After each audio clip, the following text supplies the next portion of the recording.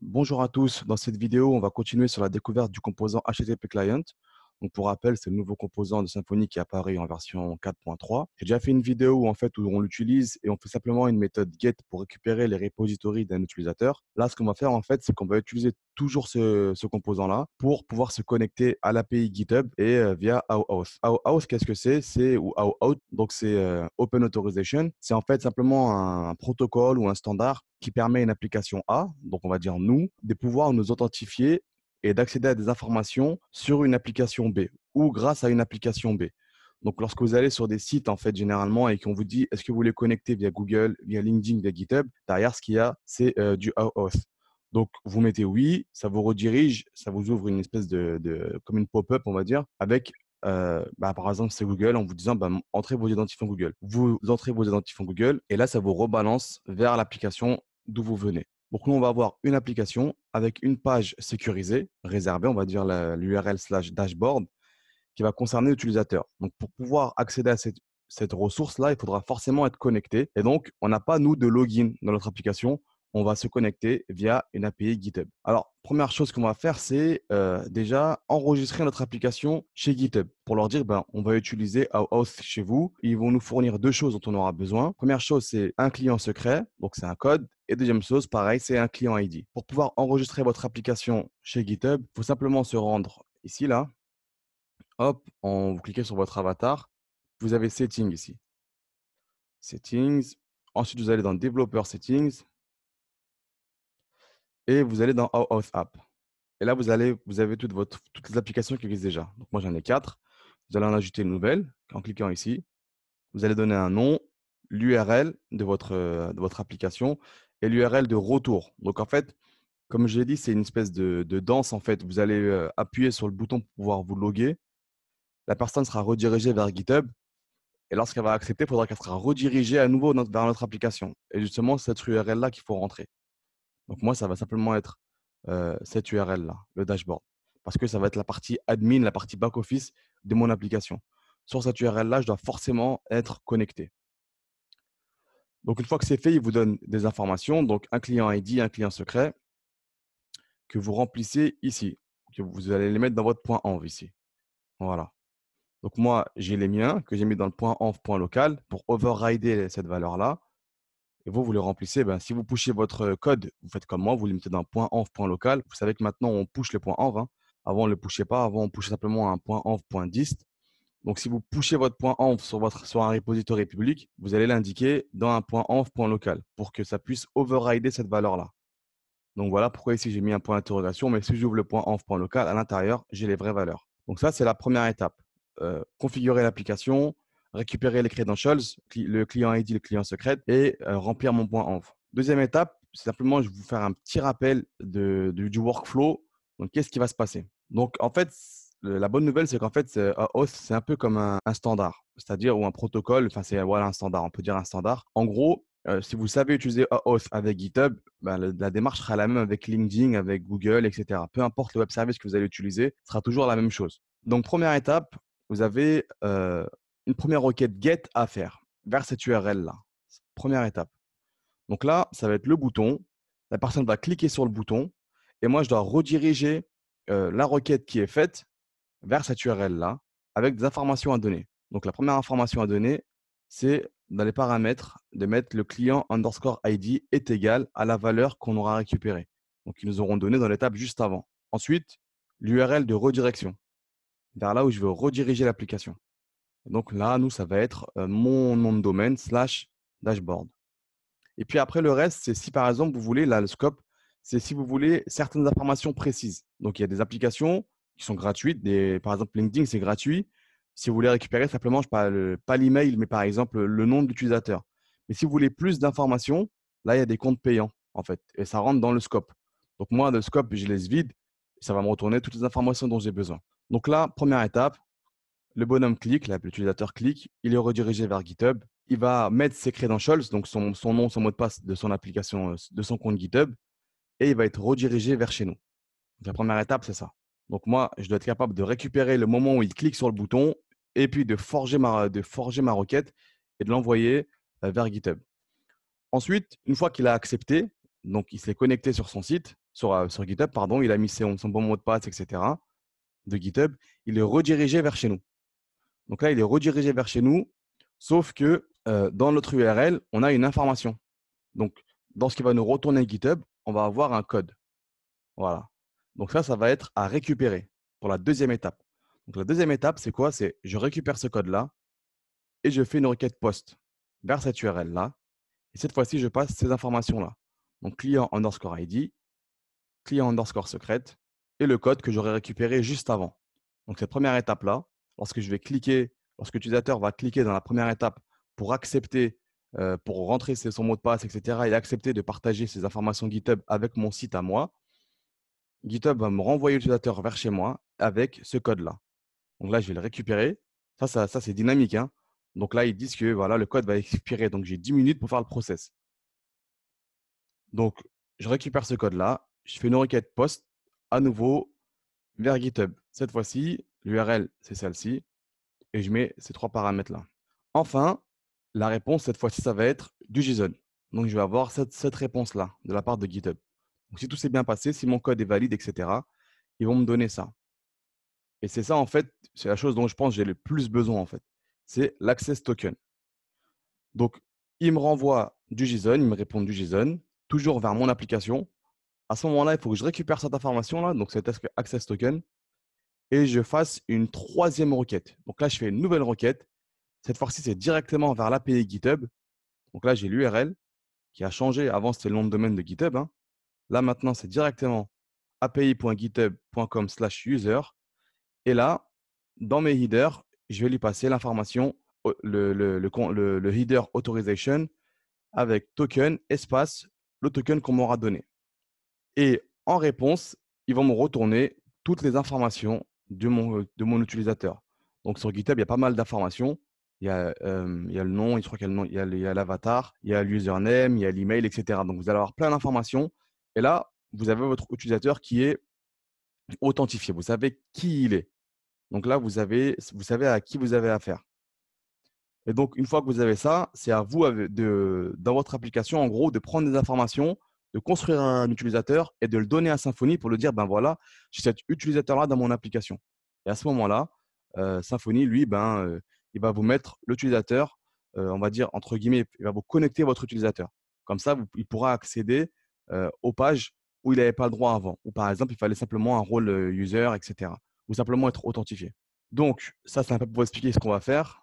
Je vais essayer d'aller pas super vite. Et s'il y a des choses qui ne sont pas claires, n'hésitez pas à poser les questions en commentaire. Donc, première étape, déjà, ça va être, je ne sais pas si vous vous souvenez, la première étape, c'est l'histoire de la requête get. Donc, moi, ce qu'il me faut, c'est, évidemment, c'est un contrôleur pour pouvoir afficher un bouton, etc.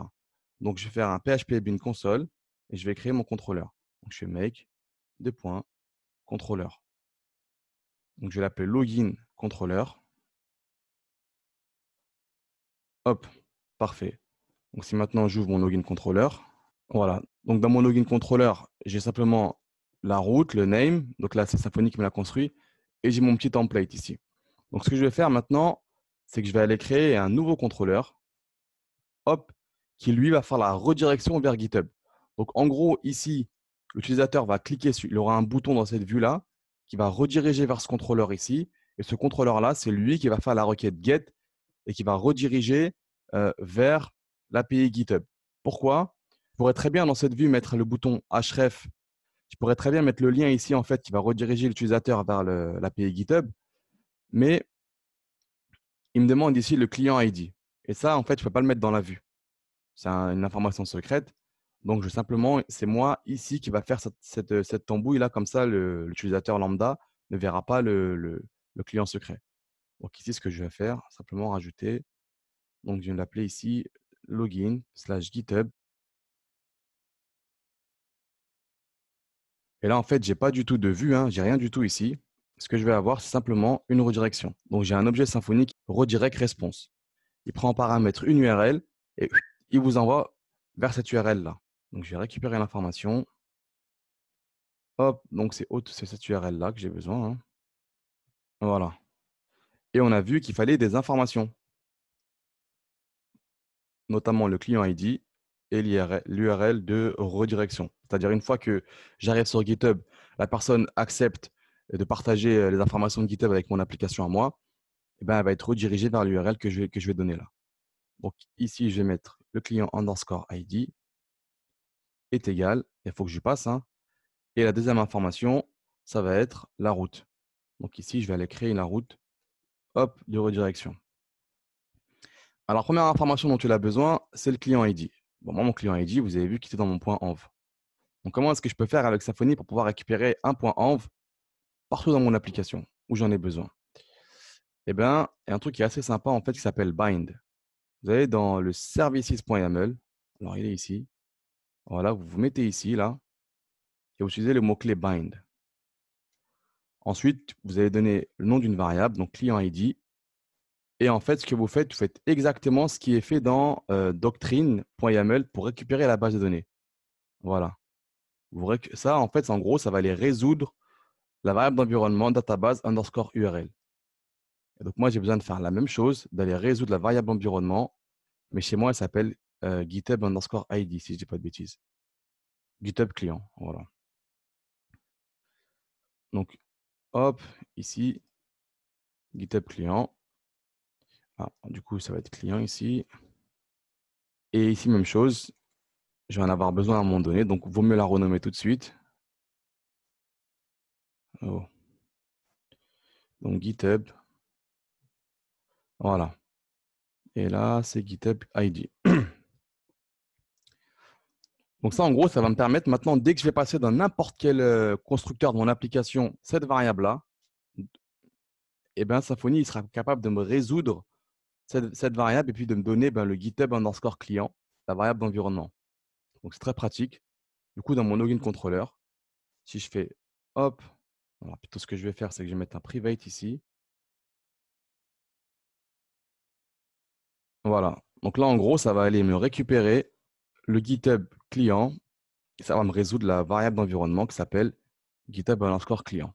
Donc voilà comment est-ce que je peux passer une variable d'environnement dans mon application Symfony. Du coup, ici, hop, est égal à ça déjà. Et l'URL, il faut que je lui donne. Alors l'URL, en fait, ça doit être l'URL de redirection. C'est l'URL sur laquelle on veut que le processus d'authentification soit lancé. Donc moi, je vais rester dans le même contrôleur pour que ce soit plus lisible pour la vidéo. Bien évidemment, vous le mettez ailleurs. Donc j'avais parlé d'une route que j'allais appeler dashboard. On va dire que ça va être là où il y aura le profil du bonhomme. Dashboard, voilà. Hop. Donc en gros, maintenant, pour arriver ici, il faut forcément que je sois connecté. Si je ne suis pas connecté, je ne peux pas accéder à cette vue-là, à ce contrôleur. Donc ce que je vais faire, je vais dans mon security.yaml et tout de suite, je vais protéger cette vue-là. Hop. Donc, tout ce qu'il y a derrière le slash dashboard, je dois avoir minimum le rôle underscore user. Minimum. Donc, du coup, maintenant, cette route-là, elle est protégée. Je ne peux pas y accéder comme ça. Si je ne suis pas authentifié, je ne peux pas y accéder. Parfait. Qu'est-ce qui me manque? Il manque maintenant à construire l'URL de redirection. Donc, ça, pour le moment, je laisse comme ça. Hein. On y viendra après. Hein. Donc, en gros, ici, ce que je vais faire, c'est que je vais simplement mettre hop, une réponse. Si vous ne voulez pas créer une vue et simplement retourner du HTML, vous pouvez faire comme ça. Ça marche. Hein. Et donc, moi, je mets les balises body en fait pour pouvoir récupérer le profiler. Si vous ne mettez pas les balises body, vous n'aurez pas de profiler, cette URL là. Donc, maintenant, je vais construire ma route ici. En gros, ce que je dois faire, c'est simplement ça. Redirige-moi vers ça et ça. Et donc, c'était redirect URI est égal à ça. Voilà, donc c'était redirect underscore URI égale à ça. Bien évidemment, ça ne veut rien dire. Il faudrait ici le nom de domaine, lost. Pour faire ça, ce que je vais faire, je vais utiliser un helper de Symfony, encore un, qui s'appelle l'URL Generator. Donc, pour pouvoir récupérer un service, URL Generator Interface, ici, hop. Voilà. Donc, $URL est égal à mon générateur, generate, premier paramètre, vous voyez, hop. Donc, premier paramètre, c'est le nom de la route. Deuxième, donc ça veut dire ce qu'on a ici, hein, le name. Hein. Deuxième paramètre, c'est si cette route-là prenait des paramètres, genre un ID, etc. Et troisième paramètre, c'est le type d'URL que vous voulez. Si je vous montre ici, soit vous voulez l'URL absolue, HTTP, soit simplement le chemin, comme là c'est fait là, ou soit le chemin relatif. Ouais, c'est assez précis en fait. Et dans notre cas à nous, ça doit être absolute URL dont on a besoin. Donc si je me mets là, donc generate, par défaut, vous voyez, c'est absolute path. Donc absolute path, si je regarde ce que c'est ça. Moi, ça ne me va pas. Donc là, vous voyez bien, le troisième argument ici, mettre référence type est égal, il vous met par défaut ce qu'il y a. Donc moi, ce que j'ai besoin ici, c'est l'URL du dashboard, pardon. Hop, dashboard. Donc il n'y a pas de paramètre, je mets un tableau vide. Et troisième paramètre, par contre, c'était, j'ai oublié. Ah voilà, c'est parfait. Donc c'était absolute URL. Voilà, donc absolute URL. Si je l'ouvre, il va me donner le chemin absolu. Donc il va être capable de résoudre mon nom de domaine slash l'URL. Donc si jamais mon site il est en ligne, smain.com slash ça. Vous voyez? Et là, comme c'est en local, il va mettre localhost slash ça. OK. Donc là, je vais balancer l'URL de redirection. Du coup, je vais aller dans ma petite vue ici. Donc, ça s'appelle index.html.twig. Je vais l'ouvrir. Voilà. Donc, je vais supprimer ça. Et je vais mettre. Voilà. Donc là, je dois mettre un lien. Donc, A, href, path. Et ça s'appelle GitHub chez nous. Je ne sais pas si vous vous souvenez, je l'ai appelé GitHub. Donc, connect via GitHub. Donc ici, ce qui va se passer, il va avoir un lien dans la vue. Et puis, lorsqu'il va cliquer, ça va le rediriger vers ce contrôleur-là. Donc, c'est celui-ci. Puis ce contrôleur-là, il va faire la première étape. Il va rediriger la requête vers cette URL-là avec les informations dont a besoin GitHub. Donc là, normalement, ça devrait être testé. Mais comme rien ne marche du premier coup, on va voir. Donc, c'est l'URL login. Donc, slash login. OK, donc là, il me dit la variable d'environnement GitHub underscore ID n'est jamais utilisée. Alors, pourquoi est-ce qu'il me dit ça?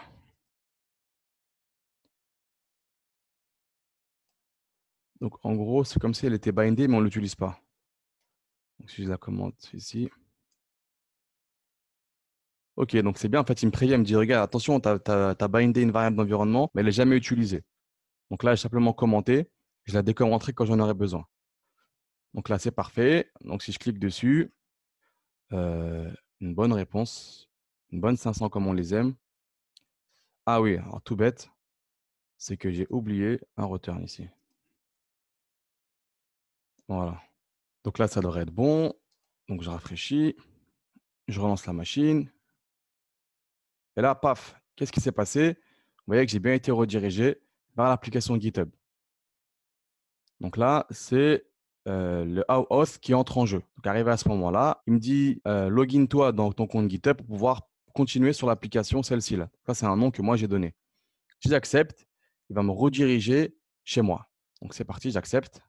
Et là, il va me rediriger vers notre application. Donc, rappelez-vous, l'URL de redirection, c'était le nom de domaine / dashboard. Et là, j'ai le code. Donc, parfait, hein, comme ce qui est demandé dans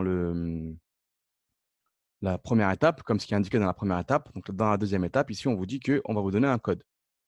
Donc, ça, c'est cool. Ensuite, j'ai une erreur Symfony qui est une 401 parce que je n'ai pas le droit d'arriver jusqu'ici. C'est normal, vous avez, j'ai protégé ça dans security.yaml. Donc, arrivé à ce moment-là, qu'est-ce qu'il faut que je fasse? C'est lorsque j'arrive sur cette URL-là et que j'ai cette information-là, le code, eh ben, c'est là que je dois lancer le process d'authentification. Et donc, pour faire ça, je vais utiliser le composant guard de Symfony. Donc, je ne vais pas me fatiguer, comme d'hab.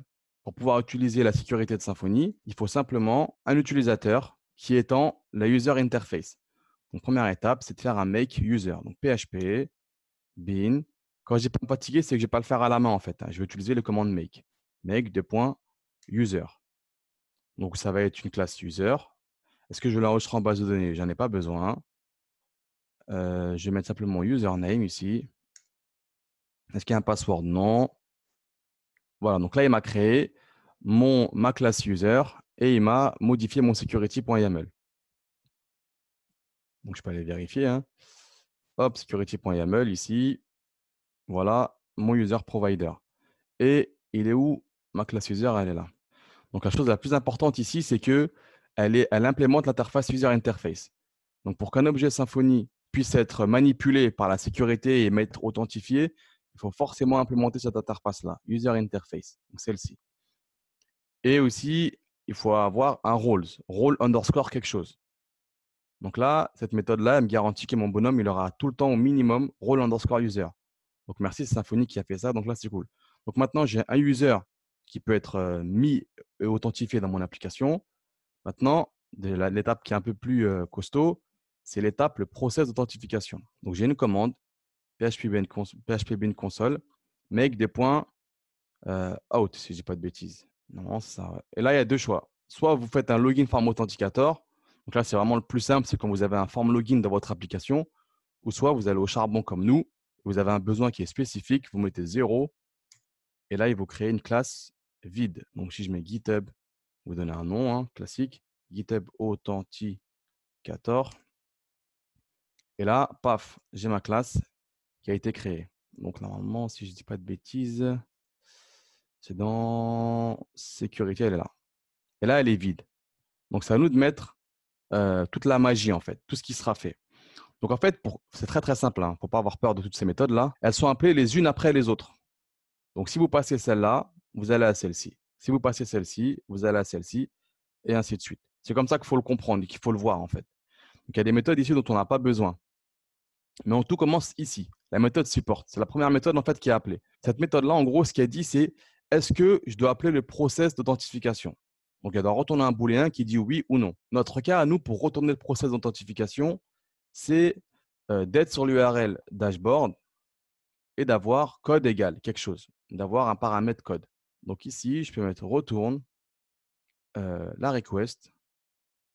Voilà. Donc, c'est en query code.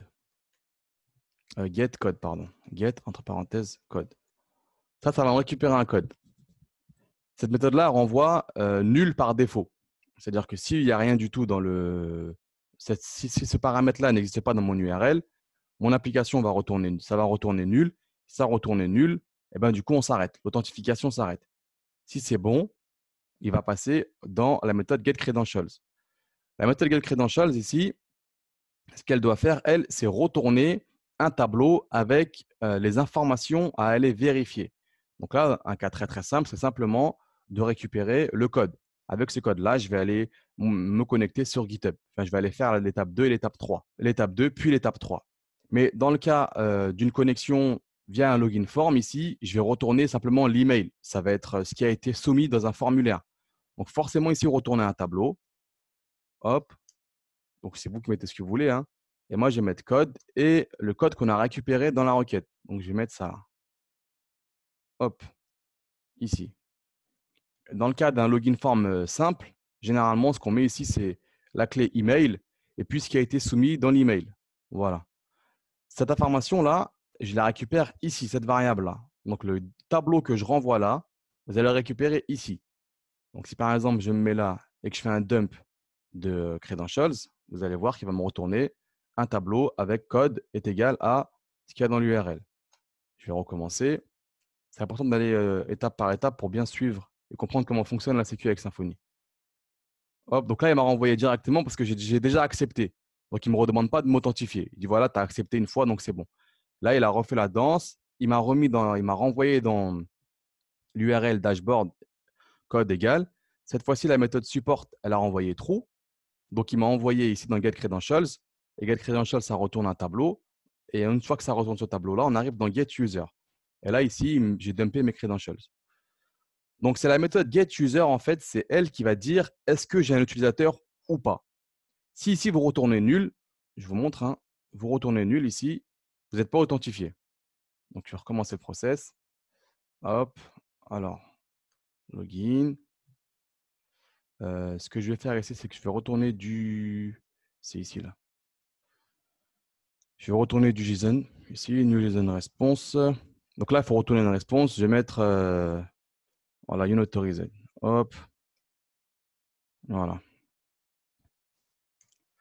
Je me connecte. Et là, vous voyez que j'ai retourné nul, donc il m'a mis unauthorized. Donc là, il arrive ici dans le cas où je ne suis pas connecté.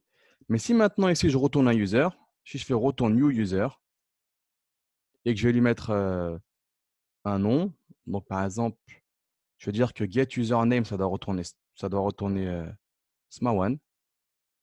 Voilà, donc je vais recommencer. Hop. Donc je recommence le process. Alors pourquoi est-ce qu'il met unauthorized alors que je renvoie bien un user? Qu'est-ce que j'ai oublié? Ah, check credentials, ici. Donc ici, vous retournez toujours true. Donc en fait, là, c'est l'étape où vous avez récupéré. Ici, vous récupérez un user. Et lorsque vous avez récupéré votre user, en fait, ici, vous avez checké que le password, c'est le bon. Donc admettons ici, vous récupérez un user depuis la base de données. Donc en fait, là, retourner un user, ce n'est pas suffisant, hein. Il faut en fait passer à cette étape-là, en fait. Check credential. Donc admettons que votre user il vient de la base de données. Ici, vous allez regarder que le password est valide. Moi, je n'ai pas de password, j'ai rien du tout. Donc dans tous les cas, je retourne true. Si à cette étape-là, j'arrive à retrouver un utilisateur, donc là, je vais mettre on va le faire après, hein. Logique, get user from GitHub, ici, voilà. Hop, voilà. Donc si ici, vous arrivez à... Là, je le mets en dur pour que vous compreniez, mais ici, si on va aller chercher l'utilisateur après. Donc si ici, vous retournez un user et que là, vous mettez true, ben, enfin, si vous retournez un user ici, là, vous pouvez mettre true. Et donc là, c'est bon, normalement, il vous laisse passer. Hop. Alors, pareil, là, j'ai oublié le return ici. Je retourne dans mon dashboard, login controller. Voilà, et obtenu response. Et donc là, il m'a retourné mon user, hein, je suis passé, mais il met une 500 parce que dans le user provider, j'ai des choses à faire. Bon, donc, ce qui m'a créé ici, on a des choses à faire. Mais ça, c'est uniquement si vous utilisez la session et si vous voulez garder votre utilisateur en session. Moi, ce n'est pas mon cas. Comme c'est une API, je vais mettre ici stateless. Ici. Hop. Donc, stateless, des points true. Et alors, ce qu'il va me dire ici, voilà. Donc là, je suis passé, vous voyez, et j'ai bien le nom de mon bonhomme Smawan ici. OK, donc maintenant, deuxième partie. Donc là, j'ai vu hein, qu'ici, il fallait que je retourne un vrai utilisateur, un objet de type user, et là, je retourne true pour pouvoir être connecté. Donc maintenant, il va falloir chercher le vrai bonhomme. Donc c'est parti. Ce que je vais faire, c'est que je vais aller me créer une petite classe. Donc je vais créer un service.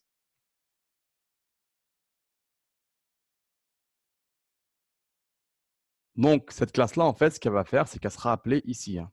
Donc cette classe-là, donc là, je vais créer un constructeur. Hop. Et je vais appeler cette classe-là ici. Donc $provider.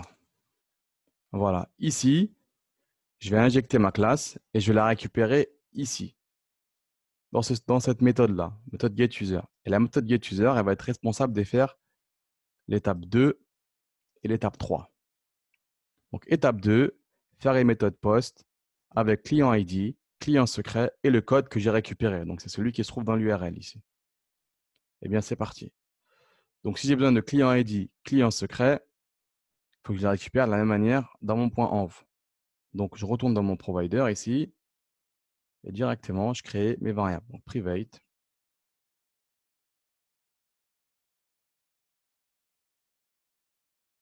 Et pour faire mes requêtes sur l'API, j'ai besoin d'un client HTTP. Donc ici, je vais mettre HTTP client. Voilà, et là, ça va être le composant qu'on va utiliser. Hop là. Voilà, sauf que là, je vais mettre HTTP client. Cool. Donc maintenant, je vais avoir une méthode publique, function. Je vais mettre load user from GitHub. Voilà. Donc première étape, faire une méthode post sur cette URL là. Donc ici, je vais mettre URL est égal à un sprintf de ça. Et donc, il y aura des paramètres. Premier paramètre client ID. Donc, premier paramètre client ID, client underscore ID est égal Deuxième paramètre, client secret et code. Donc, hop, client secret est égal. Et le code, bien évidemment, est égal. Et maintenant, les paramètres. Premier paramètre, donc $10 GitHub Client. Hop, deuxième paramètre, $10 GitHub ID. Et troisième paramètre, le code. Donc le code ici, hop, on va dire qu'il est passé en paramètre de la fonction ici. Donc c'est un string et je vais mettre ici code. Voilà, donc là j'ai forgé mon URL ici. Et bien il n'y a plus qu'à faire la méthode post. Donc je récupère le client que j'ai construit ici. Voilà, this client. Donc request, méthode post. Ensuite, deuxième paramètre, l'URL, c'est celle-ci. Et, donc les options, voilà, hop, je vais les passer le headers. Ça prend un tableau, hein, et ça va être le headers accept. Et c'est du JSON. Donc application, hop, JSON. Et je vais dumper, donc je vais récupérer la réponse, response est égal, je vais la dumper. Hop, dump response avec le helper to array. Parfait. Parfait. Il n'y a plus qu'à appeler cette méthode-là ici. Donc, get user ici. Donc ça, c'est mon service que je viens de créer, hein. Et ici, c'est parti. Donc, load, la méthode load qu'on vient de créer from user. Et on lui passe. Donc là, ça, c'est un tableau. On veut la clé code. Ça, c'est nous qui l'avons renvoyé ici, hein. Donc là, on va arriver là. On va faire la deuxième étape. La deuxième étape, c'est de pouvoir récupérer un access token. Pour pouvoir faire ça, il faut que je fasse une requête vers cette URL-là avec ces trois paramètres qui me sont demandés. Eh bien, on va aller tester ça. Hop. Alors, argument GitHub hide. Ah oui, c'est vrai. Donc moi, je vais assez vite sur les erreurs parce que j'ai l'habitude, hein. Mais en gros, il me dit que le GitHub ID, il ne le trouve pas. Pourquoi? Parce que rappelez-vous, je l'avais mis en commentaire. Donc là, je le décommente, ça devrait aller mieux. Ça mouline, ça mouline. Et donc là, j'ai une erreur. Mais j'arrive à faire la méthode post. C'est une bonne nouvelle. C'est-à-dire que je n'ai pas une erreur de mon côté à moi. J'ai une erreur de leur côté à eux. Donc ça veut dire que ma requête, elle est mal faite. Mais j'arrive à taper dans leur API parce que j'ai une réponse de chez eux. Donc ils me disent, le code de vérification, il n'est pas bon. Ça doit être trop long. Donc il faut un nouveau code. C'est parti. Hop. Il me fait la danse. Et alors, ça ne marche pas. Pourquoi ça ne marche pas? On va aller vérifier, hein. On va aller vérifier. Donc ici, le code est égal à... Ah oui, donc pourcentage S. Voilà, donc la méthode printf n'était pas bien construite. Donc, je vais relancer la machine. Et là, bingo, ça a changé maintenant, j'ai l'access token. Donc ça correspond à ce qu'ils m'ont dit ici. Si la deuxième étape fonctionne, on va vous donner un access token. Donc c'est ce dont j'ai besoin pour la troisième et dernière étape. Donc là, ça veut dire que ça a marché. La deuxième étape a fonctionné. La méthode post ici, elle a marché. Donc là, je vais stocker ici, je vais faire une nouvelle variable, je vais l'appeler $token est égal à JSON to array. Et c'est la clé, hop, access token. Access underscore token. Donc il me reste la troisième et dernière étape, d'échanger l'access token contre les informations du bonhomme. Et pour faire ça, une méthode get à l'API en passant en header authorization token espace le token que j'ai récupéré ici. Donc c'est parti. Hop. Donc on y va. Donc je vais mettre directement ici response est égal à HTTP client. Hop. Ici, donc request, post. Et donc du coup ici, donc il n'y a pas de paramètres. Et Pardon, pardon. Donc ici l'URL, j'ai n'importe quoi. Voilà. Et là, les headers. Comme d'hab, donc headers. Hop. Et c'est authorization. Authorization. Et donc c'est token. Point. Et le token que j'ai récupéré juste au-dessus.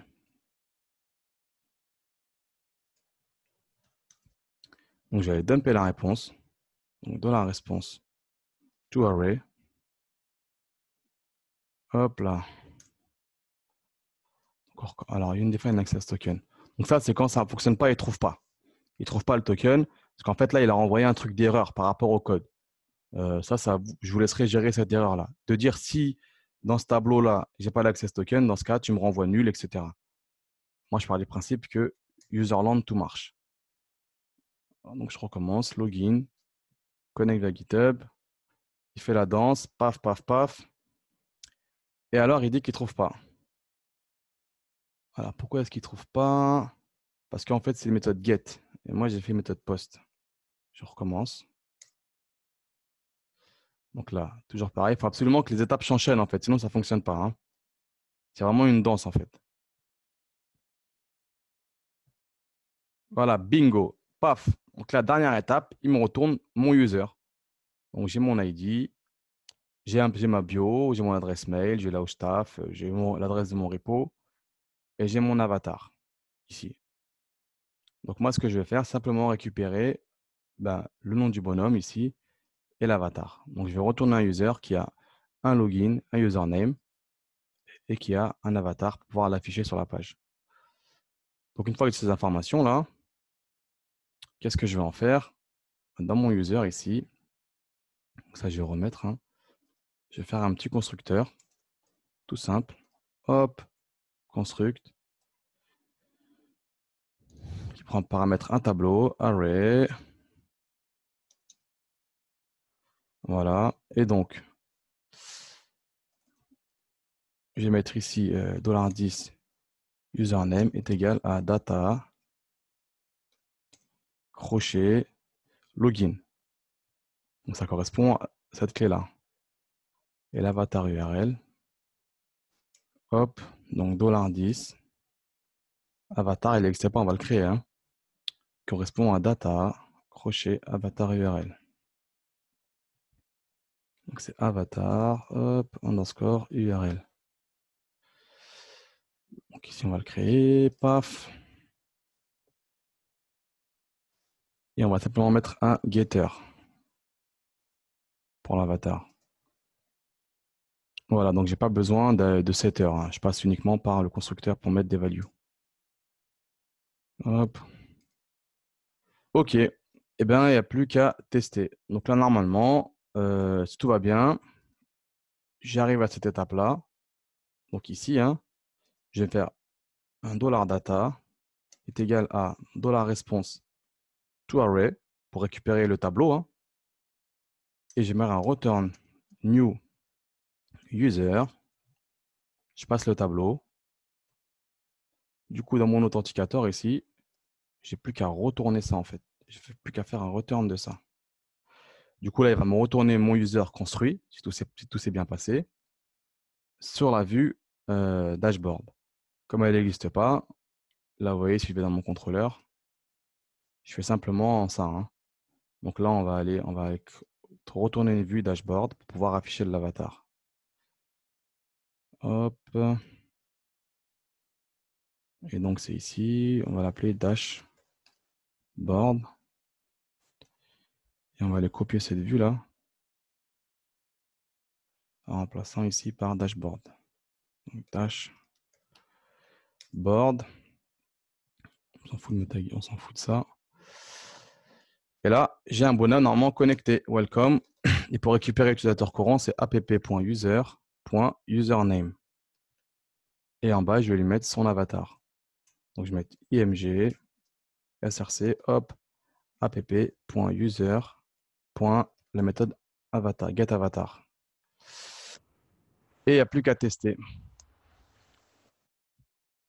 Donc, je me mets ici. Hop. paf, paf, la danse. Et là, bingo, je suis connecté en tant qu'Ismaël1432. Donc, c'est mon pseudo, c'est mon username hein, sur GitHub. Donc, voilà. Et donc là, en fait, j'ai fait une connexion via une application AOAuth. Donc, si vous avez compris le passage le plus important, je pense, c'est la danse qui a en fait 3 requêtes. Donc, première requête, en gros, pour récupérer le code dans l'URL, comme ça.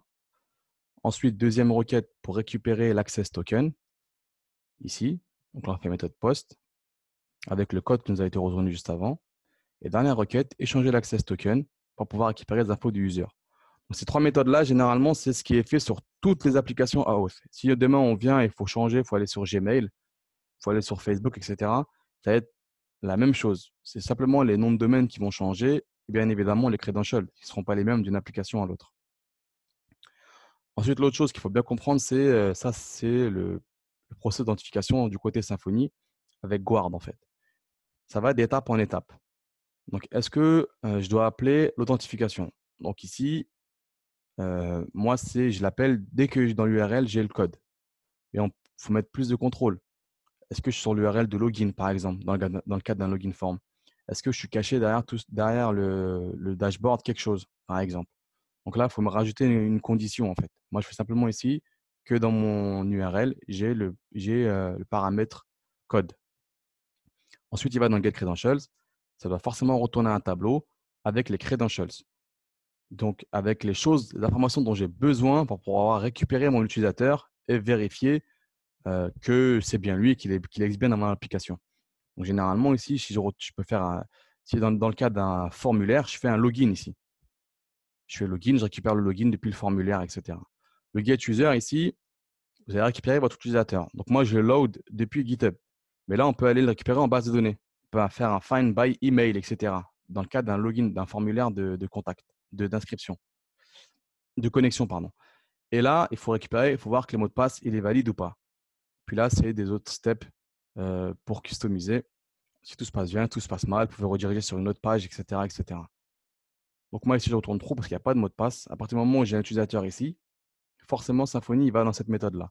S'il me retourne nul ici, il s'arrête. Donc, s'il me retourne un utilisateur ici, pour moi, c'est que c'est bon, je suis connecté. Parfait. Donc, du coup, merci de m'avoir suivi.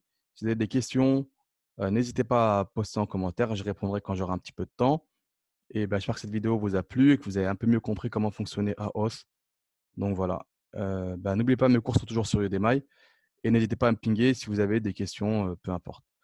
À bientôt. Salut!